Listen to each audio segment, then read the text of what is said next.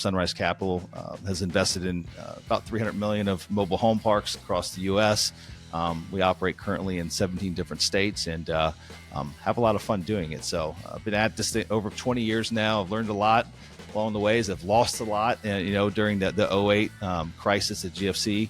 And have had a lot of fun doing it. And I wouldn't be where I'm at today if it wasn't for some of those challenging times. Hey there, I am Dr. Jason Balara, and this is the Know Your Why podcast, where we explore the why behind success. Every week, I meet with real estate investors, veterinary entrepreneurs, mindset coaches, authors, and fitness professionals to uncover their why and how it drives them on the winding road to success. What is your why? Hi everyone, I'm Jason Balara and this is the Know Your Why podcast. Today I'm here with Kevin Bupp. Kevin is a seasoned commercial real estate investor, top podcast host, and author of The Cash Flow Investor with over $1 billion in real estate transactions under his belt.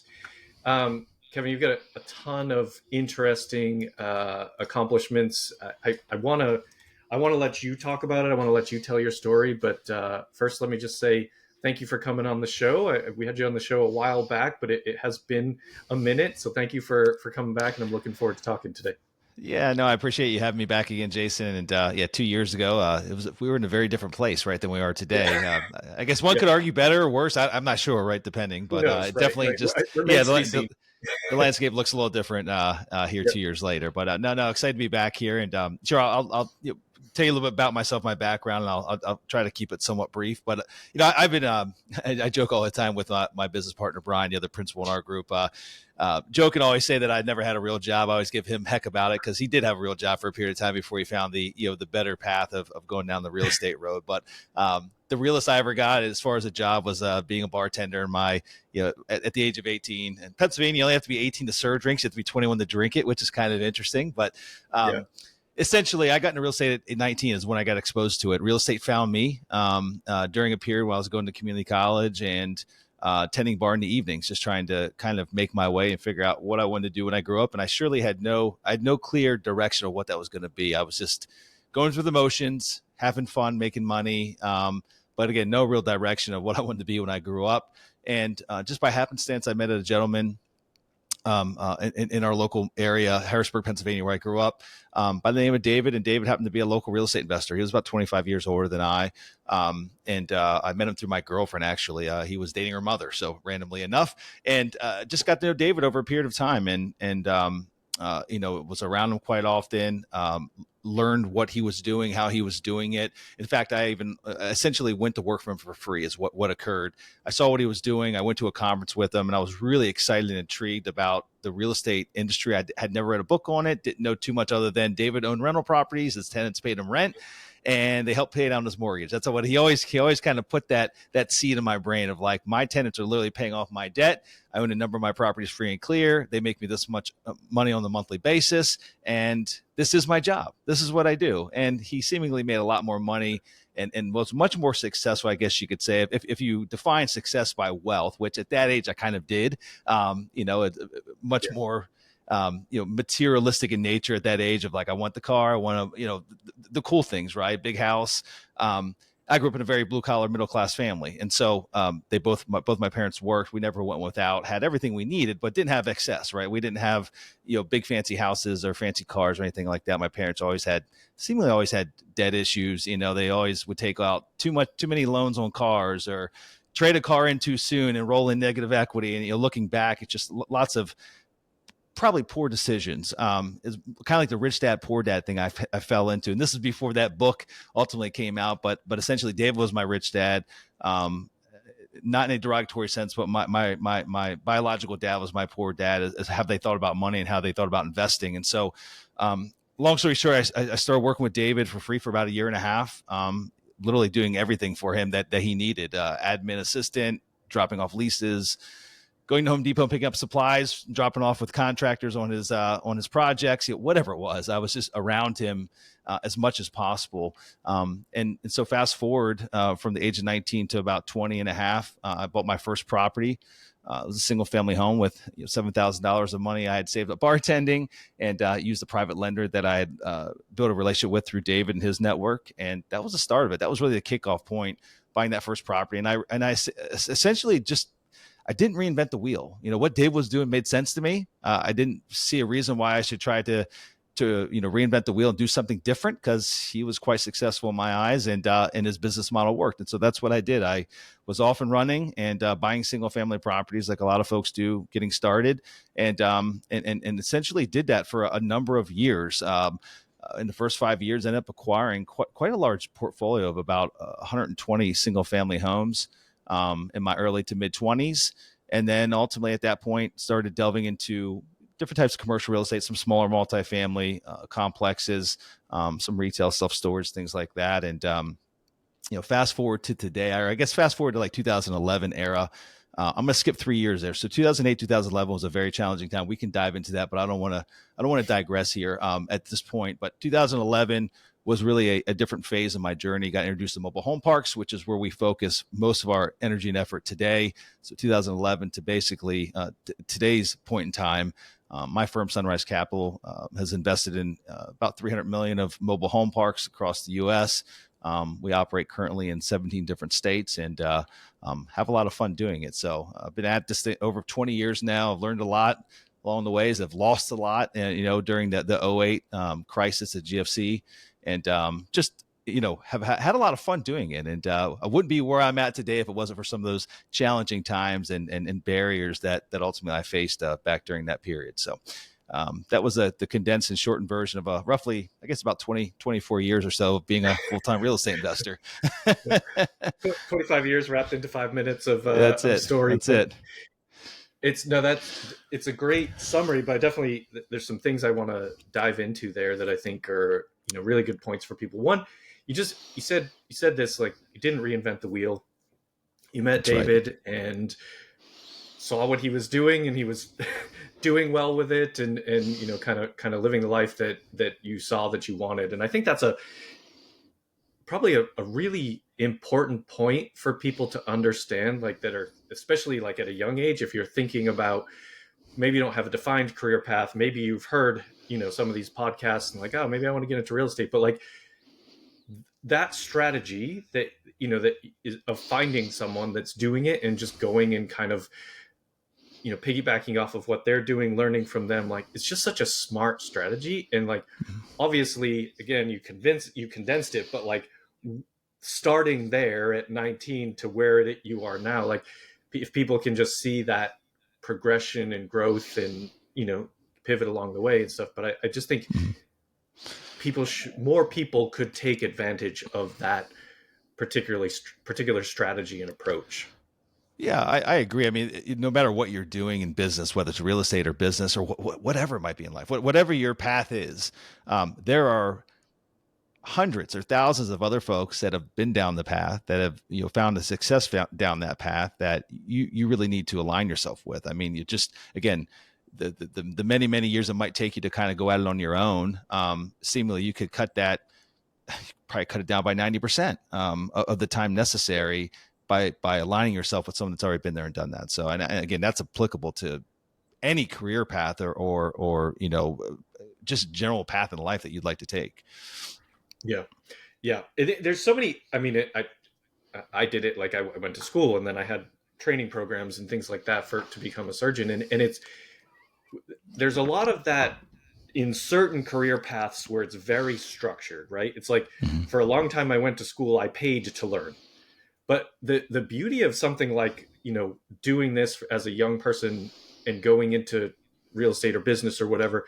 And I think a lot of people are like, oh, I don't want to work for free for a year and a half, but like, I paid to work for many more years than a year and a half. And you can, and a lot of people do that in this, college, and we're paying to learn, where you can actually learn for free, not necessarily be paying, and then build skills. And again, it's like, you have to, these are things to think about sort of early on in life, especially with young folks that maybe they don't know which path they want to go. Yeah. It's interesting because I say I worked for free, but realistically, I mean, there was value on things that I learned. For example, that first deal I did, the lender that came into that was a lender that David had a relationship with for more than a decade, a personal lender. So there was a lot of value there. I don't know how you can quantify that value, but it was significant, right? I wouldn't have had that without David, and so I was able to create that relationship by working for him again for free, but not necessarily for free because there's a significant value that came along with that network that I was able to plug into. Yeah. Yeah. It's free, free meaning no dollars in your pocket necessarily right off the beginning, That's right. but ultimately ended up in a whole lot more dollars that you had, sort of the knowledge and skill set to earn once passing through that period. Mm. So just a thing for, I think people really can take that, listen to your story and really replicate it, as you said, in whether it's real estate or business or whatever path they want to take. Kevin, I'd love to talk about, I skipped those 3 years, 2008 to 2011.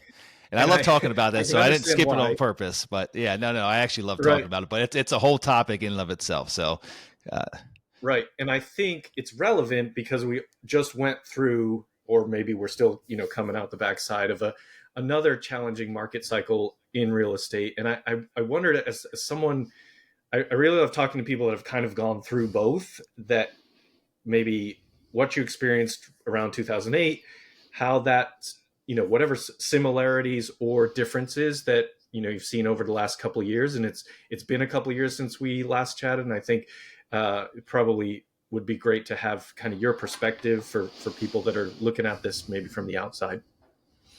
Yeah, no, lots of lessons learned. I think one of the big ones is at the end of the day, like the general fundamentals of what, if we just look back a couple of years when rates were incredibly low to now, rates are at, they went up at a historical pace, and, it's seemingly transaction volumes down, and just a lot of deals are in trouble or stressed right now. But at the end of the day, really between then of the era of low rates to today of higher rates, the general fundamentals really haven't changed all that much, right? I think some additional considerations that needed to be had, or I guess as I reflect back during my challenging time with 2008 to where we're at today, and maybe some of the differences in the business. Number one, the business back then was single family homes. There was a lot of inefficiencies with my business model, and so we can poke holes into that all day long. And so it's just what we do today is a much more efficient investment vehicle than that of a large portfolio of single family properties. In addition to that, there was a lot of challenges when things got stressed. A lot of the banks back then just weren't prepared for the onslaught of defaults that were about to occur. They weren't prepared to do loan workouts. They had to at some point, but in the beginning, 12 to 18 months, they didn't know what the heck was going on. They didn't know how bad it was going to get, how deep this was going to go. And so that created its own challenge. Today, there's a lot more of a direct line of communication with, like right now, as you can see, there's lots of properties that are currently in a different very state of distress, but there's not a lot of foreclosures happening right now. The banks are actually working with good borrowers that are good sponsors, that have a good business plan, that just got caught off guard by the market a little bit. Banks are seemingly working with them for the most part. That just wasn't the case back then. We had a good portfolio and a great location and a good business. I wouldn't say a great business, but a good business, but banks just weren't willing to work with us back then. And so, but with all that, I would say the one big thing that is just glaringly obvious was that we definitely going into that downturn, and it happened very fast, and that's not an excuse, but we definitely didn't have, we had sufficient operating reserves for the world that existed prior to, the GFC, right? Like before it started spiraling down, we had good operating reserves, assuming that the business would just remain status quo. But we had never really gone through the exercise of like worst case scenarios and what does that mean as far as liquidity. And so that was the part that really caught us off guard, is that while we had liquidity, we surely didn't have sufficient liquidity to just to handle the challenges that we were about to face over the next couple of years. Really, it was the next 12 to 18 months, and we didn't have staying power. If we could have potentially had staying power, we could have made it to a point in time where the banks were a little bit more willing to negotiate and work with us and restructure things, and maybe would have been able to hold on to a few more of those assets, for the long run. Because ultimately the market did come back. It took many, many years to get there, but it did come back, right? And so if you look at historical trends, if you could truly hold on long enough, you'll be absolutely fine. You really will be. If you got a good asset in a good market, you'll be absolutely fine. If you can ride the roller coaster long enough, you'll be fine. And so today our business is, we're very focused on investor returns. But we are very conservative in nature. Number one, we've got, we go into deals, and our average loan to value across our entire portfolio is about 65% right now. If you add in sweat equity that we've built on some of the deals, it's probably less than that if you do like a weighted average. But generally speaking, when we get new loans, we're roughly going in right around 60 to 65%. And so while that might not yield the highest returns for investors, guess what it's done over the last couple of years when rates went up? We're in good shape. We've never stopped distributions. We've been able to make steadily quarterly distributions. We've also got a good bit of we don't distribute every dollar that comes in or every dollar that's possible to be distributed. We keep a good bit of liquidity in each one of the property's operating accounts, and so in the event of another challenging time, we can ride out the storm. And so I think just having sufficient liquidity is of vital importance. And I don't know the exact formula of like what's right or what's wrong or what's too much or what's not enough. But today we are in a much more liquid state than what my business looked like going into 2008, 2009.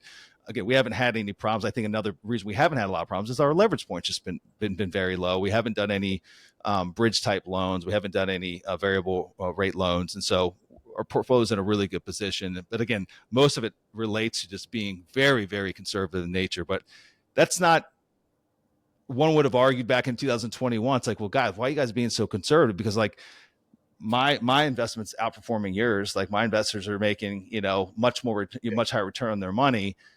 That's great. That's hard to argue. That's a hard point to argue. But now it's not. It's really not today because we haven't stopped distributions and our investors are safe, and I've been able to sleep at night. So again, not right, not wrong, but that's just how our business has changed today than what it looked like back in 08.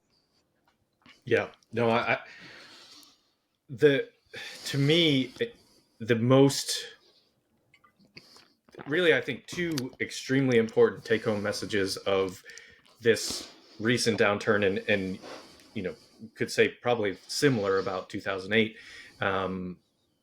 is debt structure and, as you mentioned, reserves, right? It's like the challenges most of the challenges came from short-term, sometimes variable rate debt, and then like you said, not having reserves, whether that's because everybody wanted to make returns look higher by not having another some money set aside, or just because as like the leverage was so high. And so that's right.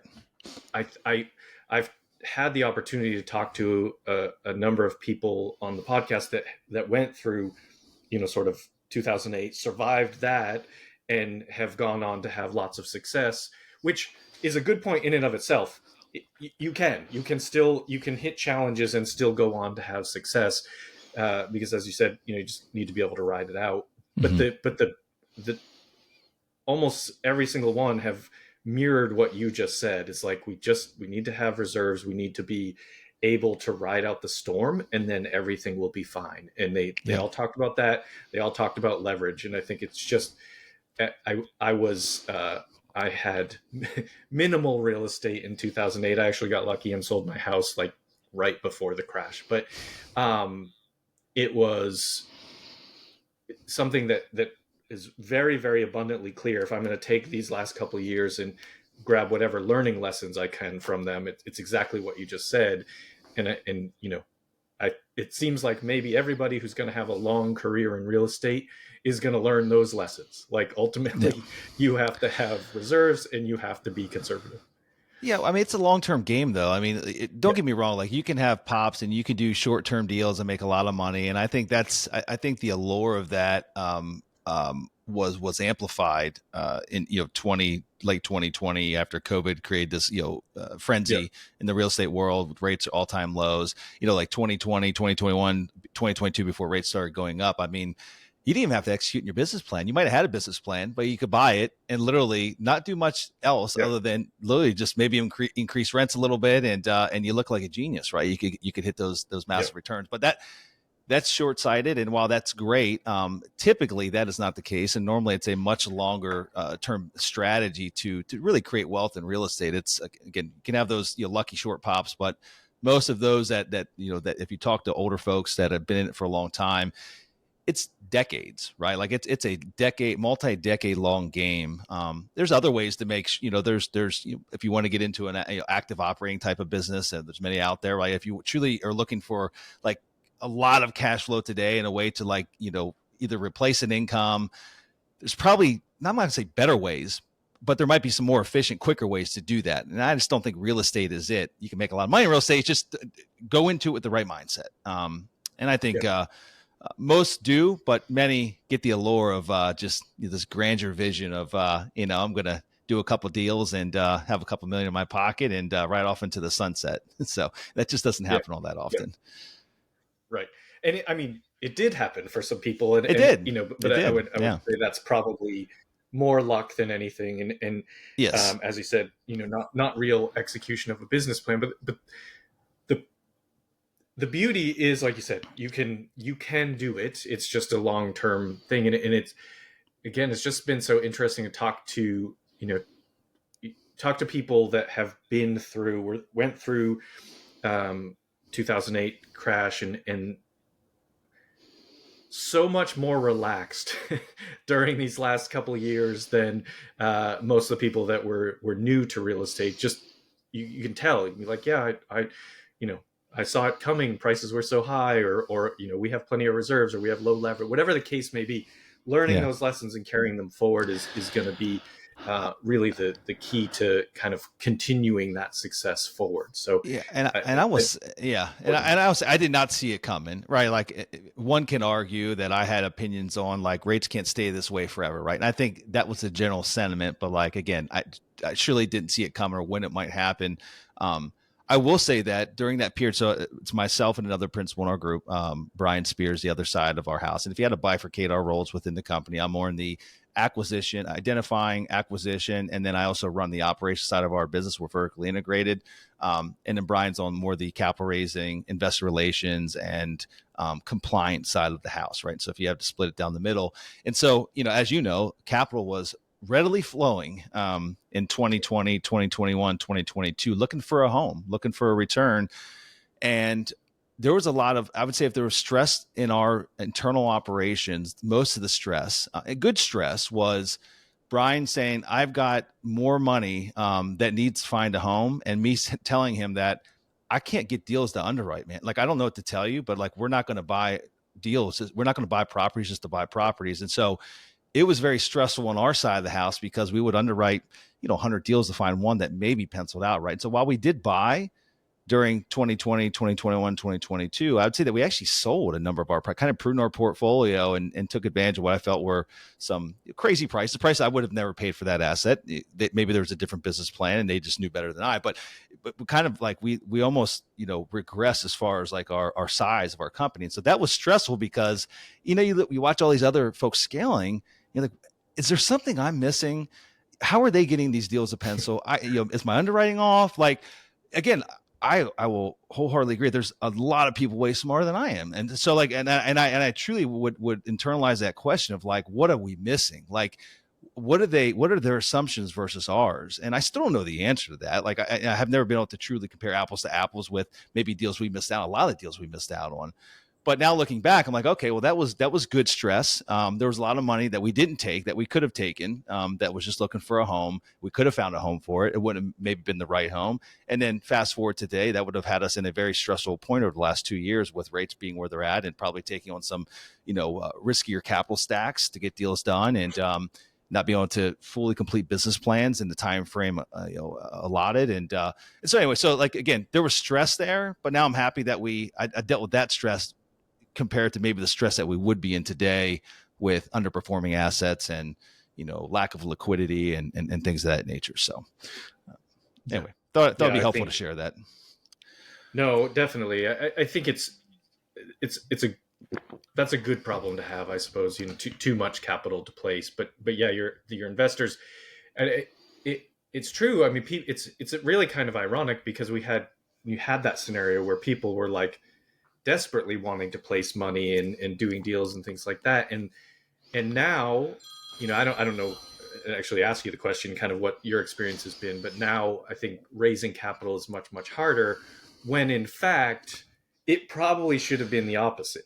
It should have Yeah. been hard to raise capital when everybody was, kind of going crazy for it, and now it should be, it's right there. It's right there in the rearview mirror what happened in that environment. And so now we should be looking at, okay, this, where we had we hit some challenges, but now we should be looking at, sort of improvement from there. And it's a, I don't know if you want to talk about kind of your Yeah. thoughts on the psychology behind that, like what Yeah. you would think it would be an an easily learned lesson because it was so recent, I guess. Yeah, I think us as just the human species have short memories.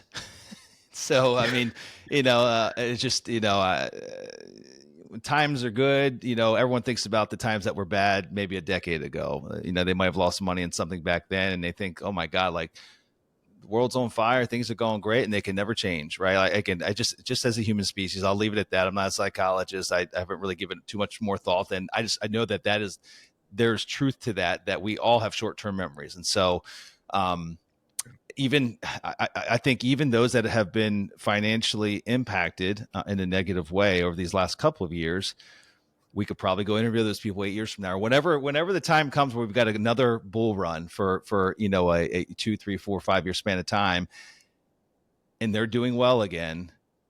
You'll probably find some short-sighted decisions that are being made because, again, they forget how it really felt, 10 years prior when they lost, hundreds or thousands or millions of dollars. Right. So, with all that being said, back to another point you brought up about raising capital being difficult. It is absolutely a lot more difficult to raise capital. I think, at least depending on who you're raising it from, retail investors, which is, I think it is also who you raise it from, accredited investors. They're just, a lot of them have been impacted. Either they have been personally impacted, or they know other folks in their sphere that have been impacted. They see the signs, they see the stress points. They might be feeling them personally, and it's concerning. And a lot of times they don't know how to separate the the good opportunities now from the bad opportunities. So they're just kind of holding tight. We've been continually raising capital. I would say that one thing that's maybe benefited us is that we probably had to work, if I had to put a value on, I'd say probably about 5x harder to raise capital over these last 2 years. We've actually, last year was the best year that we've had as far as new opportunities. Like, we acquired about $100 million worth of assets last year, and this year will end up being about the same. But we've worked incredibly hard to bring that capital in. And I think the only thing that's been our saving grace is we truly have, we haven't stopped distributions. All the deals, everything that we bought last year and this year have been just incredibly priced assets, more distressed situations than that of distressed deals. And so, like, the story is very compelling. It's very clear as to where the value opportunity is in the deal. It's not a really heavy value add plan in order to achieve what the metrics are that we've outlined. But even then, even with all that, you would think it should be fairly easy. It's not. It's very difficult to raise capital. So, and I think that will change as time goes on. Again, as we find some stability in the marketplace, and rates start coming down. They've already started a little bit. We'll see what happens now with Trump in office. But I think once the average retail investor truly sees some economic stability or some general improvements, no matter how significant they are, I think that sentiment will change. But time will tell. I think it's going to take some time for it to work itself out. Yeah. And I guess as you were saying that, something else I thought about that maybe should have occurred to me sooner, but I'm sure when you're talking about kind of the retail investor, right? Like, if you think about institutional investors have millions, they probably, even if they have money tied up investments, they probably still have millions, that kind of thing. But then you think about the retail investor that might have invested 100,000 in a deal, that might have been their 100,000 to invest. And if they're, even if maybe that deal is not, it's still there. It's just if the distributions have paused, they don't have access to that money. And so this maybe it's just not there. I mean, that may That's be right. a piece of it as well. I know there's talk of, liquidity sitting on the sidelines, but I would imagine a lot of that is probably at the institutional level and not necessarily just retail investors. They just don't have that, reserves sitting around quite as readily. So it's an interesting time, but I think it's as you have proven out with your recent acquisitions, I mean, it's a time for opportunities. And so I think if people have the chance to get involved, it would make sense for them to, connect with someone like yourself and have that opportunity to grow some money over the next number of years. So, you mentioned you were doing single family houses. I understand, a lot of people go from single family house into commercial real estate and larger assets. Why mobile home parks? What's your what's the appeal there to you? Why did you choose that asset class? Yeah, it's a great question. It definitely wasn't planned, and it was never an asset class. I went through a kind of the phase of single family, and then kind of delving into commercial. And I've owned just about every type of commercial. Some I like better than others. Like way back when, bought some smaller office properties, some retail strip centers, some industrial property, some medical office, just a variety, self storage, and one asset class I'd never ever given consideration to because I didn't know anybody that owned any. And it just wasn't on the radar like it is today, were mobile home parks. Even living in Florida, you drive past, I mean, you can't go more than a mile or two without driving past at least one of them, right? I forget how many thousands of mobile home parks there in the state of Florida, but it's significant. It's just an asset class I'd never considered. And so randomly enough, I went on this, 2008 was tough. I had about a 3-year span where I just was more in damage control, just trying to sort out the mess that had been created and try to find myself to come up for air. And in 2000, late 2010, early 2011, I kind of went on like an exploratory, I guess, journey, you could say, of just, when I say that I hadn't paid attention to what was going on because I was so deep in the weeds with damage control, I mean, that's 100% accurate. In that I literally hadn't paid attention to where the real estate market was. I knew there was distress out there, but people were buying opportunities. But outside of that, I literally didn't talk to anybody. Most people I talked to were having the same problems I had. I just didn't really keep a network of folks that had made it through the storm. Florida was directly impacted, probably one of the worst hit areas. And so my immediate networking sphere, everyone seemed to be like at the end of the rope. Life was ending, the world was ending, their business completely gone, right? And so I had a hard time getting myself out of that bubble and actually seeing that, hey, while there's blood, everyone knows when there's blood in the streets, the opportunities exist, right? It's hard when it's your blood, right? Like your blood's running, right? Like to step out of that bubble.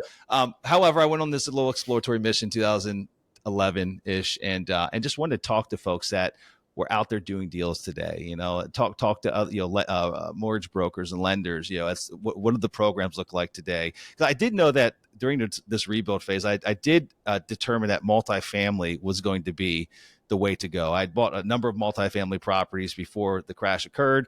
And while they also had some challenges, it just was a more efficient business. Again, just multiple doors under one roof. It made way more sense from a managerial standpoint, amongst other things. And so that was the path. I kind of determined that was the path moving forward. Because when I built this original portfolio, I was in my in 20s. I wasn't married, didn't have kids or anything like that. And so the world was a little different. I got married in 2010. We were working on having children. And so I didn't want to have to go through all the brain damage that I went through to buy all those single family homes. That's a lot, every single, buying 120 plus, it's easier to buy a 120 unit apartment complex, as you know, right? And so that was going to be the plan.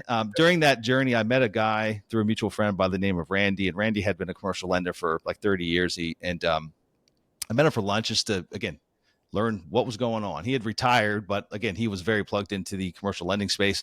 And come to find out, Randy had retired about a year prior and bought 3 mobile home parks in Florida. And his story went as, the last 10 years of his lending business, he had a number of clients that were in the mobile home park and RV space here in Florida. And his basically, it was like, I realized in the first couple of years of that I was absolutely 100% on the wrong side of the P&L, and that my clients in the mobile home park space were absolutely crushing it, way better than that of any during that time frame, more than that of any of their other asset types like multifamily and commercial real estate, the returns were just significantly higher. And so when he retired, he's like, I'm going to go buy these for my retirement, and he did. And so he had owned them for about a year, and he just piqued my interest in many ways. I'd kind of told him I was going to buy multifamily. He's like, well, you should really consider mobile home parks. And like, here's why. He's like, number one, the turnover is not as high. The folks that live there, they own their homes. He's like, I've got residents that have lived in our communities for 30, 40, 50 years. And the homes don't leave. They once they get in there, they typically stay until they're ready to, be knocked down, which sometimes is never, if they're maintained. And so that was a big one. The management responsibility was much less significant than that of an apartment complex. Lots of it wasn't a consolidated asset class. It's become very it's getting much more consolidated today, but back then it was completely mom and pop. There was 2 publicly traded companies, but they literally owned a fraction of a percent of all the mobile home parks in the US. That's different today, but it's still very fragmented. And so, and his argument was like, hey, why is mom and pops, they built these things 30 years ago, 40 years ago. They haven't kept up with market rents. They haven't built back for utility usage. They haven't kept up with putting CapEx back in. And so there's a lot of opportunity here to come in and improve these and just run them better than what they'd historically been run. And the last big thing, which doesn't exist today, that really piqued my interest was lenders didn't fully understand the asset class. It was very difficult. Unless you had a 5-star asset, it was very difficult to get any type of decent financing. And so the end result of that was a lot of owners of these mobile home parks, they just already had it pre-programmed in their mind that owner financing was a common way for them to basically get out of their business. If they wanted to sell their business in their community, owner financing was a readily apparent way, and it was common in the industry. And so that piqued my interest, especially in 2011 when lending was very difficult, right? Like it was still a lot of carnage in the lending space. And so that was it. Those were the big ones. And that was enough. That got me all juiced up. And I left that meeting with Randy and kind of vowed to go buy a mobile home park to either prove or disprove all these cool things that he had said about him. So I did that. Wasn't a lot of information on the topic back then. Literally weren't books on it, anything like that. And I just went and started calling on listings on LoopNet. And there was another website called mobilehomeparkstore.com. And literally called on listings, tried to understand the underwriting and the nuances, leverage Randy and his relationship, and just to better understand things that I might not have known or things that weren't exactly the same as regular traditional multifamily. And anyway, it took me about a year to buy the first one. I bought the first one up in Atlanta in 2012 and bought the second one, bought the third, bought the fourth, bought about 9 of them to prove the concept, bought it with my own capital or immediate friends and family capital. Before I felt comfortable enough, like, hey, I think I've worked out all the kinks of this. I know a lot of what can happen or can go wrong. Before we started bringing outside capital to actually invest in the deals. And that's when we formally launched Sunrise Capital Investors back in 2014. But again, that was, a number of years after we had done a lot of our own deals and again, tried to prove the concept and flush out all the unknowns from the business model. Yeah. It's probably a lot harder now to find an asset class that sort of checks all those boxes, but I think those are, make a ton of sense. And in reality, the point about the seller financing is a really good one. I think it's something that, for a number of years basically wasn't available anymore because you could get such inexpensive debt. But now, again, you have these challenges in the market that like make that an option again, where people are like, they really want to sell and they've got equity in that property. They might be able to do some seller financing or some creative financing of some type. So I think it's important for people to understand that there's a cliche, but where there's a will, there's a way, right? There, if you really want to get into something, you can find ways to make it happen. And I think, you've touched on a lot of those topics, building relationships, kind of just diving in and learning pieces, getting to know lenders. I mean, a lot of that stuff really could be applicable to anybody who is, wanting to get into the real estate space and build a company and a portfolio like you have. So I think really valuable to people getting started. Kevin, we talked before, but I want to ask you the questions I ask every guest, maybe a modified but I do like to still ask, kind of based on the name of the show being Know Your Why, what is your why? Anything, I think a lot of times I've found that people have an evolution of that over time, and, maybe things are different now than they were even a couple of years ago, but kind of what drives you, keeps you Yeah, going? That's a great question. I think first and foremost, truly enjoying what you do. I really enjoy, the art of the deal. I enjoy, structuring, win-win opportunities, both where seller walks away, buyer walks away, feeling good about it, knowing that we're, being a fiduciary of our investors' capital. And so like that's a big part of it. If I didn't enjoy what I was doing today, I'd find something else to do. I mean, simple and sweet. Like that's it. If I didn't enjoy it, I would go find something else to do. But on the flip side of that, from like a lifestyle perspective, I've got a wife and two young boys, 8 and 11. They're growing up incredibly fast. And just trying to buy back my own time, building an organization that allows me to, number one, there's way smarter folks than I. Like in our organization today, we've got some brilliant individuals. I know a little bit of everything, but I'm surely not a master of very many of those things, right? And there's plenty of folks that are masters of their individual niches or skill sets that fit within our organization. So by bringing those folks in, allows me to buy more flexibility and buy more of my own time back and spend it with family. So family is everything. And the two big mentors I had, David being one who got me into the business, the other one being a good friend of mine, named Rod, that was kind of a second biggest mentor. Both of them were 25 years or so older than I. And the biggest regret that both of those had, and this is way before I had kids, this is way before I was even married. And both of them were incredibly successful in my eyes.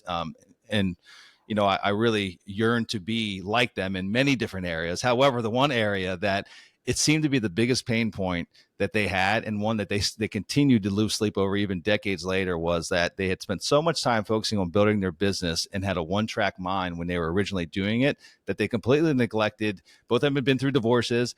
That was bad in of itself. But the kids in the marriage, they literally didn't have any involvement or very little involvement during those critical years. I mean, like, 0 to 18, right? When the kids are in the house and just, they're evolving, they're developing into young adults. They didn't have the connection, and they've been fighting to rebuild it ever since then. The kids are adults now, but they've been fighting to rebuild it. And that was, every time they would talk about it, it'd bring tears to their eyes. And like that, again, I didn't fully understand the feeling without kids, but today it's very present and very relevant. And so when I got married, I vowed to, number one, build a business that allowed me to spend as much time with my wife and then, soon to be kids, so that we could travel, create memories, and create experiences together. Because again, now we're both at the age. I mean, Jason, you could probably agree. Like, we're at the age. I don't know how old you are, but we're probably similar in age group, that we all know people that we grew up with or that we've been friends with that are in our that were in our sphere or just in our general age group that probably passed for unforeseen things. Right? They've lost lives and they're no longer here, and so we're not guaranteed tomorrow. And so make today as great as possible. Just know that like tomorrow's not a promise, and today we're here, we're present. Spend the time with the ones that you love and create beautiful memories around it. So that's that's it, man. It's I mean, true story for sure. The as I have, I don't know.